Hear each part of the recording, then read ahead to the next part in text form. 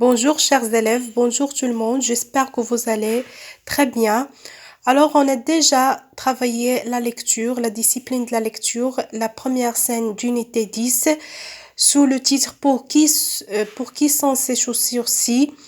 Ici maintenant on va travailler la compréhension parce que j'ai déjà expliqué à vous le texte et j'ai déjà travaillé avec vous la compréhension du texte de deux parties. La partie 1 et la partie 2. Maintenant, j'ai ici quelques questions de compréhension pour mémoriser la compréhension de la scène 1 et aussi pour contrôler votre compréhension. Est-ce que vous avez bien compris la scène numéro 1 ou bien il y a encore des lacunes? Alors, pour la classe du signe 1, c'est la discipline de la lecture, la compréhension, c'est-à-dire des questions de compréhension de la lecture.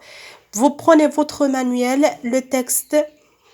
On a le texte pour qui sont ces chaussures-ci, la page 108 du manuel. Prenez votre manuel, la page 108. On a un texte, la scène 1 d'unité 10, sous le titre pour qui sont ces chaussures-ci. La première question, quel est le genre de ce texte? Quel est le genre de ce texte?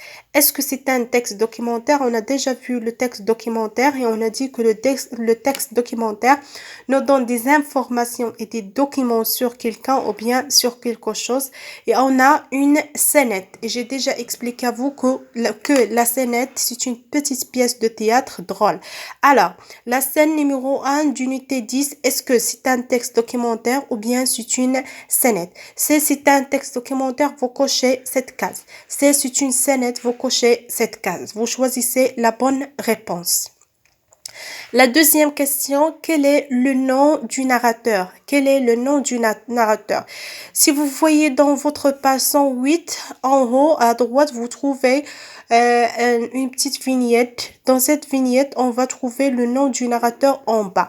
Alors, le nom du narrateur, c'est lui qui raconte cette histoire. Comment il s'appelle? Est-ce qu'il s'appelle Corinne Albo ou bien Inès Miller? Vous cochez la bonne case. S'il s'appelle Corinne, vous cochez cette case. S'il s'appelle Inès, vous cochez la deuxième case.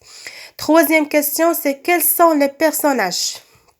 J'ai déjà travaillé avec vous le texte et j'ai dit qu'il y a 3 personnages principaux. Dans cette scène, il y a 3 personnages. Alors, vous lisez bien le texte et vous cherchez quels sont les personnages de ce texte. Vous écrivez les personnages sans tac, tac, tac, etc. jusqu'à le dernier personnage.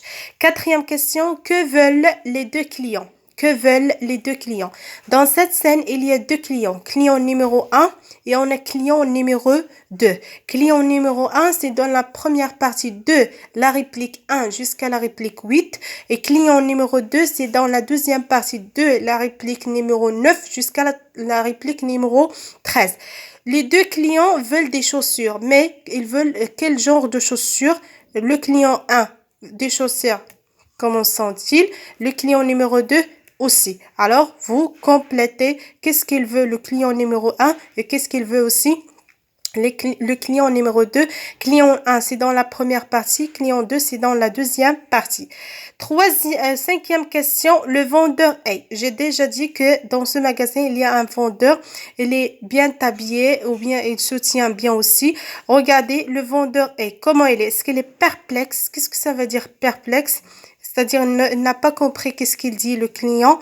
Ou bien on dit comme perplexe, ou bien on dit embarras. Il est embarras, ou bien est-ce qu'il est rassuré? Est-ce qu'il est rassuré? Vous cochez la bonne case. S'il vous plaît, mes chers élèves, je vous demande de recopier ça dans le cahier de maison.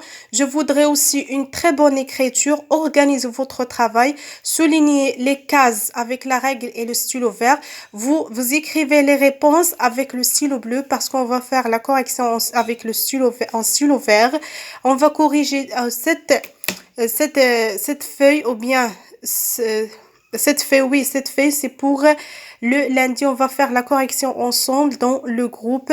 La correction sera le lundi. Écrivez bien et n'oubliez pas de bien travailler et n'oubliez pas aussi la propreté de votre cahier. Merci beaucoup. Au revoir.